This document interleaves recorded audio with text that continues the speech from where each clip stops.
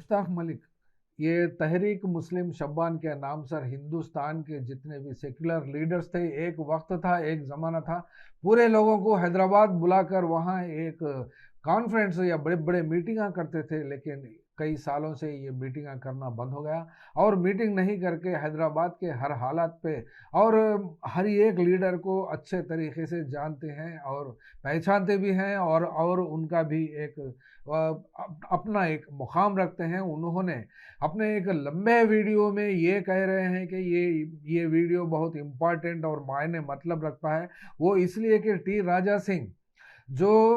Hyderabad parliamentary constituency میں ایک حصہ ہے، وہاں پر انہوں نے ایک بیان کرتے ہیں، گوڑی گوڑا قبرستان کی زمین میں راجا سنگھ آ کر اتنی گڑبڑ کر کے کام رکا دیا، اور کام رکا دینے کے بعد میں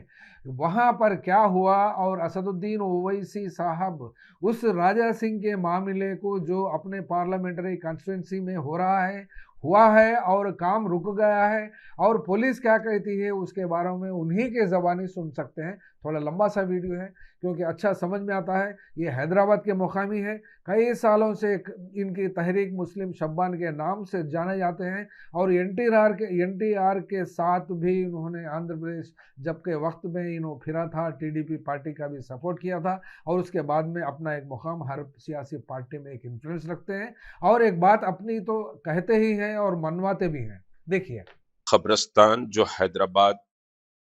کے بس سٹینڈ کے قریب ہے، یہ ایک بہت قدیم قبرستان ہے۔ موسیٰ ندی کی طغیانی کے وقت بھی جبکہ فصیل اٹھائے جا رہے تھے تو اس وقت کے ریکارڈ میں بھی یہ بات ملتی ہے کہ یہاں یہ قبرستان گولی گوڑے کا موجود تھا۔ 2055 اسکوائر یارڈ پر یہ قبرستان ہے، بڑا قدیم قبرستان ہے، اور یہ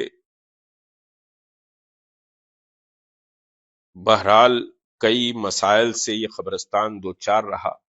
منسپل نے، حیدرآباد بلدیہ نے اس کی دیواروں کو اونچا کیا کہ لوگ اندر کچرا نہ ڈال سکے، اور ابھی حال ہی میں بہرحال بلدیہ حیدرآباد اور وقف بورڈ کے اشتراک سے وہاں پر جو درگاہ ہے اس پر ٹین کا شیڈ ڈالا جا رہا تھا، اور قبرستان میں جو خالی زمین ہے اس پر سیلو کا فرش بچھانے کا پروگرام تھا۔ 6 لاکھ روپے کی منظوری بلدیہ سے اس مسئلے پر ہوئی تھی۔ بلدیہ کے عہدیدار اور وقف بورڈ کے ذمہ دار کام کروا رہے تھے، اور وہاں پر یہ علاقہ حیدرآباد کے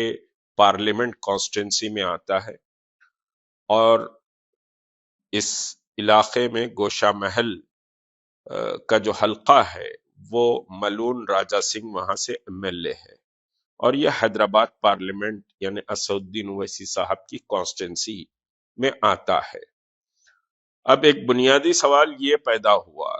کہ ملون راجا سنگھ وہاں پر پہنچتا ہے اور بلدیہ کے کام کو وقف بورڈ کے عہدیداروں کو ڈرا دھمکا کر کام رکوا دیتا ہے۔ پولیس بھی آ جاتی ہے۔ پولیس کا یہ استدلال کہ یہ لائن آرڈر کا مسئلہ ہے، اس وجہ سے یہاں پر ابھی کام کرنے ہم نہیں دیں گے۔ تو لائن آرڈر کا مسئلہ کوئی نزاعی زمین نہیں ہے، کوئی کسی پر قبضہ کیا ہوا ہے، کوئی پوزیشن لینے آ گیا، ایسا کوئی مسئلہ نہیں ہے۔ یہ قدیم قبرستان ہے، اور قبرستان اوقاف کا ہے، یہ اللہ کے لیے وقف کی ہوئی زمین ہے، نہ یہ وقف بورڈ کی جاگیر ہے، نہ کوئی حمایتی جماعت کی جاگیر ہے، نہ راجا سنگھ کے باپ کی جاگیر ہے۔ یہ اللہ کی رضا کے لیے وقف کیا ہوا قبرستان ہے۔ اب اگر کوئی میرے گھر میں گھس جائے اور پولیس یہ کہے کہ بھائی یہ لائن آرڈر کا مسئلہ ہے، آپ ان کو پوزیشن دے دیجئے، تو یہ تو دلیل سمجھ میں نہیں آئی۔ افضل گنج پولیس اسٹیشن کے سرکل کی بات میں دیکھ رہا تھا کہ بھائی لائن آرڈر کا مسئلہ ہے، یہ تو لائن آرڈر کا مسئلہ ہے تو لائن آرڈر، آپ جو غیر متعلقہ شخص وہاں پر آ کر کمیونل ٹینشن ریس کرنا چاہ رہا ہے اس کو گرفتار کریے، اس کے خلاف کیس بک کریے۔ افسوس کی بات یہ ہے کہ نہ وقف بورڈ نے کوئی پولیس میں درخواست دی تا اطلاع، نہ بلدیہ نے سمجھیے ملون کے خلاف کوئی درخواست دی کہ یہ سرکاری کام میں خلل ڈالا ہے۔ اور روکنے کی کوشش کیا ہے۔ تو یہ پہلا سوال ہوا کہ یہ کیوں نہیں کیا گیا۔ دوسرا سمجھیے سوال یہ ہے کہ ابھی ہمارے شہر میں ضمنی انتخابات ہوئے، جوبلی ہلز کے، وہاں پر ایک حمایتی پارٹی کے پورے قائدین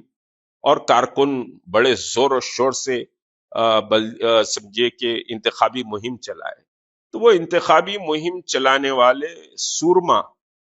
ملون کے خلاف آ کر کیوں سمجھے رجسٹ نہیں کیے، اور پولیس میں یا قانونی درخواست یا چیف منسٹر کو اس کی اطلاع یا پھر حکومت کو کیوں اطلاع بہرحال نہیں دی گئی، اس پر ایکشن لینا چاہیے تھا۔ یہ سمجھیے دوسرا سوال ہے کہ اس پر کوئی ایکشن نہیں لیا گیا، اور پھر جس قوت اور طاقت کے ساتھ سارے قائدین وہاں پر تھے حمایت کے لیے، رہنا چاہیے، آپ حمایت کر رہے ہیں، لیکن حمایت کا دھرم یہ ہو جاتا ہے کہ جو بھی پاور میں آئے اس کی فوری حمایت کر دی جائے، چاہے انتخابات میں اس کی مخالفت کیوں نہ کی جائے۔ اب حمایت کرنے کے بعد مسئلہ یہ ہو جاتا ہے کہ بھائی جو حمایت میں آیا ہے، پہلی چیز تو جو بھی پارٹی حمایت میں آئی ہے، جس طرح نماز فرض ہے 5 وقت کی، اسی طرح اقتدار میں آنے والی جماعت کی حمایت کی جائے۔ اب حمایت کے بعد دوسرا جو مسئلہ ہے، جس طرح روزہ سمجھیے آپ ہیں اور روزے کو بلا وجہ توڑ دینا بغیر کسی عذر کے گناہ کبیرہ ہے، تو حمایت کرنے والی سرکار کے غلطیوں پر کچھ کہنا بھی یہ حمایتی پارٹی گناہ کبیرہ سمجھتی ہے، چاہے گورنمنٹ کچھ بھی کر لے، چاہے حالات کچھ بھی ہو جائیں، لیکن زبان کھولنا گناہ کبیرہ ہے۔ جس طرح روزہ توڑنا گناہ کبیرہ ہے، اسی طرح بولنے کا روزہ ان کا ٹوٹ جاتا ہے۔ یہ سمجھیے کہ بولنے کا روزہ مسلم حق کے لیے بولنے کا روزہ رہ جاتے ہیں کہ صاحب نہیں بولا جائے، چپ رہا جائے، بولے تو روزہ ٹوٹ جائے گا۔ تو یہ دوسرا سمجھیے کہ اہم سوال ہے کہ بھئی مسلمانوں کا قبرستان ہے، وہاں ملون کی کیا ضرورت تھی؟ اگر وہ آیا بھی تو پھر آپ نے اس پر کیوں آواز نہیں اٹھائی، یا ٹیلی فون کر کے سمجھیے عہدیداروں کو آپ نے کیوں سمجھیے یہ نہیں کہا کہ بھئی فوری ایکشن لیا جائے، اور بلدیہ جو کام کر رہی ہے ایز پر ٹینڈر وہ ہونا ہی چاہیے۔ یہ سمجھیے کہ صاحب دوسرا سوال تھا۔ تیسرا سوال یہ ہے کہ میں نے کہا کہ جو حمایت کرتے ہیں تو حمایت کرتے ہیں تو روزہ رکھ لیتے ہیں، یعنی خاموشی کا روزہ، اور مسلم مسائل پر خاموشی کا روزے سے سمجھیے کہ صاحب آپ پوری طرح سختی سے اس پر پورے تقوی کے ساتھ آپ وہ روزہ رکھتے ہیں کہ کچھ نہ بولا جائے۔ اب جہاں تک کہ حیدرآباد کانسٹیٹوینسی میں گوشہ محل آتا ہے، تو گوشہ محل کی اگر آپ بات کریں تو گوشہ محل میں کروڑوں روپے کے سمجھیے اوقاف کی جائیدادیں لوٹ لی گئی، قبضہ کر لی گئی، مختلف لوگوں نے قبضہ کیا، اس میں کمیشنز لیے گئے، حمایتی پارٹی کمیشن لیتی ہے، اور پھر بورڈ کے بھی بہت سے عہدیدار اس میں ملوث ہیں۔ اب وہ جائیدادوں کی اگر میں فہرست بیان کروں تو بڑی لمبی سمجھیے کہ فہرست ہو جائے گی۔ چوتھا اور آخری سوال میرا یہ ہے، کیا وقف املاک کسی حکومت کی یا کسی سیاسی جماعت کی یا کسی حمایتی پارٹی کی یا پھر راجہ سنگھ کے باپ کی ہے؟ یہ وقف املاک ہمارے اسلاف نے اللہ کی رضا کے لیے سمجھیے اور مسلمانوں کی فلاح بہبود کے لیے وقف کی ہے، لیکن اس کو ایسے لگتا ہے کہ ہم وقف بورڈ پر پورا قبضہ کیے ہوئے ہیں، اور یہ ہمارا اپنا رائٹ ہے کہ وقف کی تمام املاک کے فیصلے ہم کریں گے، کمیشنز بھی ہم طے کریں گے، قبضے کون کرنا ہے، ہمارے حواریاں سمجھیے کہ جو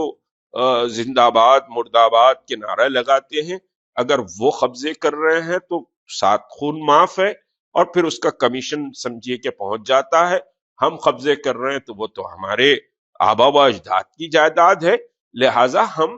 قبضے کر رہے ہیں۔ اب اس کا نتیجہ سن لیجئے، کوئی لمبی بات نہیں کروں گا۔ مولانا عاقل حیدرآباد کے بڑے معتبر اور معزز اور مشہور واعظ رہے ہیں، اللہ ان کی قبر کو نور سے بھر دے۔ مولانا عاقل کہا کرتے تھے، ہم مستقل سمجھیے کہ